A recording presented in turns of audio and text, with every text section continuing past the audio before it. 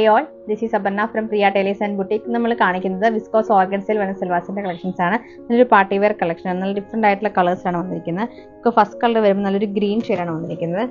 ഈ ഒരു ഗ്രീൻ കളറാണ്. സെക്കൻഡ് കളർ വരുന്നത് യെല്ലോ ഷെയ്ഡാണ്.